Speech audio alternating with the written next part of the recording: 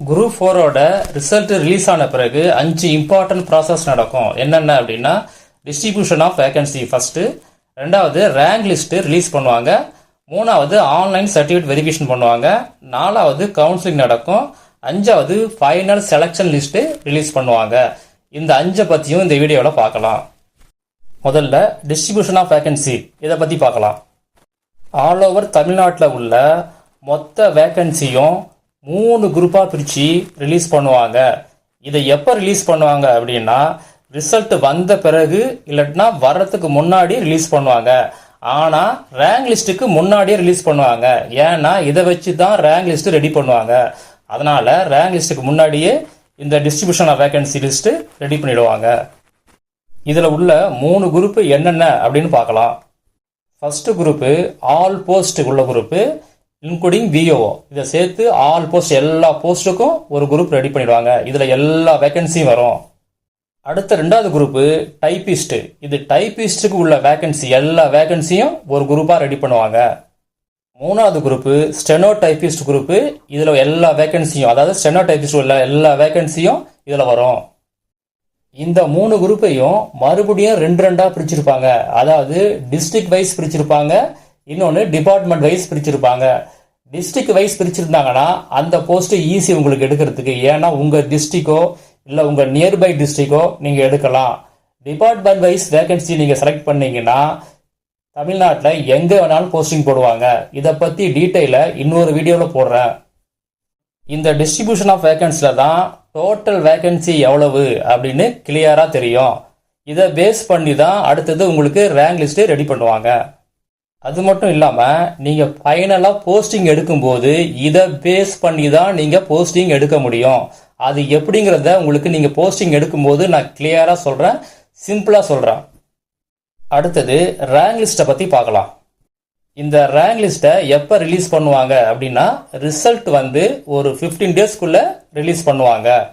இந்த rank list எப்படி prepare பண்ணுவாங்க அப்படின்னா, நீங்கள் எடுத்த ரேங்க், அதாவது உங்களோட ரேங்க் பொசிஷன் என்ன, அந்த ரேங்க் பொசிஷன் ப்ளஸ் வேகன்சி, இது ரெண்டையும் கம்பைன் பண்ணி தான் இந்த ரேங்க் லிஸ்ட்டு ரெடி பண்ணுவாங்க.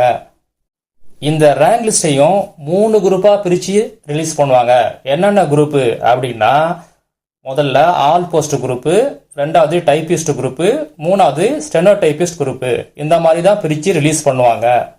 ஆல் போஸ்ட் ரேங்க் லிஸ்ட்டை 1:2 ரேஷியோவில் ரிலீஸ் பண்ணியிருப்பாங்க. அதாவது 1000 போஸ்ட் வேகன்சினா 2000 போஸ்ட்டுக்கு உங்களுக்கு ரேங்க் லிஸ்ட் ரெடி பண்ணியிருப்பாங்க.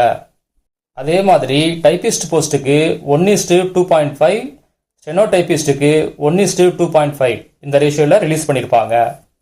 இந்த ரேங்க் லிஸ்ட்டில் உள்ள அத்தனை பேருமே அடுத்தது ஆன்லைன் வெரிஃபிகேஷன் பண்ணணும். அதாவது உங்கள் சர்டிஃபிகேட்டை ஆன்லைனில் அப்லோட் பண்ணணும். இந்த ரேங்க் லிஸ்ட்டில் உள்ள எல்லாருக்குமே டிஎன்பிசி இண்டிவிஜுவலாகவே மெசேஜை கன்வே பண்ணுவாங்க. எப்படி பண்ணுவாங்க அப்படின்னா, அவங்களுடைய ரிஜிஸ்டர்ட் மொபைல் நம்பருக்கு எஸ்எம்எஸ், ஃபோன் பண்ண மாட்டாங்க, எஸ்எம்எஸ் அனுப்புவாங்க. அதே மாதிரி இமெயில் ஐடிக்கும் மெசேஜ் அனுப்புவாங்க. போஸ்டரில் இன்ஃபார்ம் பண்ண மாட்டாங்க, அதாவது லெட்டர் எதுவுமே வராது உங்கள் வீட்டுக்கு. அடுத்தது டிஎன்பிசி வெப்சைட்லையும் ரிலீஸ் பண்ணுவாங்க. அப்படி ரிலீஸ் பண்ண உடனே உங்களுக்கு வீடியோ போடுறேன். இந்த ஆன்லைன் வெரிஃபிகேஷனுக்கு, அதாவது இந்த சர்டிஃபிகேட்டில் அப்லோட் பண்ணுறதுக்கு மினிமம் 20 டேஸ் தருவாங்க.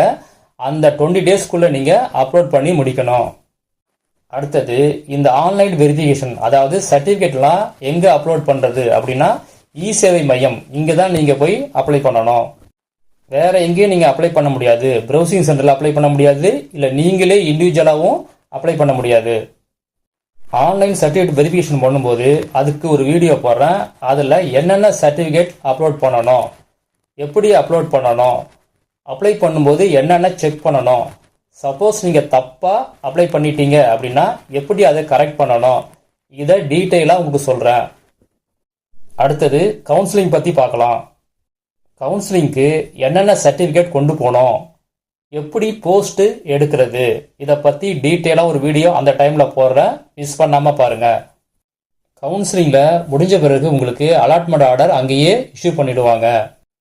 டிஸ்ட்ரிக்ட் வைஸ் போஸ்ட் எடுத்தவங்களுக்கு எந்த இடம்னு கரெக்டாக கிளியராக தெரிஞ்சிடும். ஆனால் டிபார்ட்மெண்ட் வைஸ் எடுத்தவங்களுக்கு டிபார்ட்மெண்ட் தான் அலாட் பண்ணி தருவாங்க. எந்த இடம் அப்படிங்கிறது பிறகு வீட்டுக்கு லெட்டர் அனுப்புவாங்க.